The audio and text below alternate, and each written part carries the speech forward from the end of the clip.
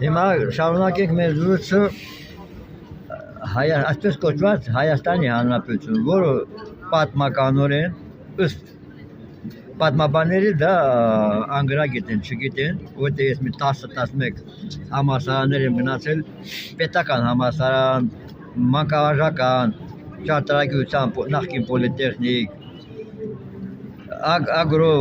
ռուսական, հյուսիսային, սլավոնական եւ այլն, պատմաբաններ, իրավաբաններ եւ լեզու մասնագետներ, որոնք չգիտեն, անգրագետ են, առաջին գլխավոր ղեկավարը պարտադիր պետք է տվյալ պետությունում պետականորեն հաստատի, որ պետականությունը, այսինքն ինչ որ գտնում է այդ տարածքում, պատկանում է տվյալ տարածքում ապրող մարդկանց բոլոր բնակչությանն է պատկանում։ Բնակչությունը այդքանը չգիտեն, դա համար դեմ են սոցիալիզմին եւ հանրային սեփականությունը։ Հիմա ուզում ես ամռանը որոշ մարդիկ գնալով Սևանալը չի տեսան, որ ընտես Սևանա այդ շրջապատը բոլորը բաժանված է մասնավոր սեփական, որտեղ պետք է կամ թույլ չեն տալիս կամ էլ ավել գումար պետք է մուտես, որպեսզի Սևանալը չի ապրում հանգստանալ։ Այս է մասնավոր սեփականության հիմարությունը։ Իսկ սովետական միությունը մի կուսակցություն կար, այսինքն պետությունը ընտանիքում պարտադիր պետք է լինի մի գաղափար, որպեսզի մարդկանց համախմբվեն, միասնական լինեն, համերաշխեն։ Հենց դա էլ հանդիսանում է իրական իրավաբանորեն պետականությունը, հանրային սեփականությունը, սոցիալիզմը, ԽՍՀՄ, որ գոյություն է ունեցել, բայց կոմունիստները այն ժամանակ ի վիճակի չէին ճշմարտությունը ավելի գրագետ լինեն, թույլ տվեցին, որպեսզի մի մուսուլման Գորբաչովը կարող որ հիմա Նիկոլը Հայաստանում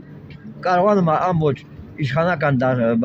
ուժային կառույցները ենթարկացնի, դատական իշխանությունը ենթարկացնի ում ուզում է բռնում է, բայց ինքը այդ իրավաբանորեն այդ իրավունքը չունի, քանի դեռ Նիկոլ Փաշօղլին առաջինը ինքը պարտադիր պետք է հրամանագրով օրենքով հաստատի, որ պետականությունը ինչպես ԽՍՀՄ ժամանակ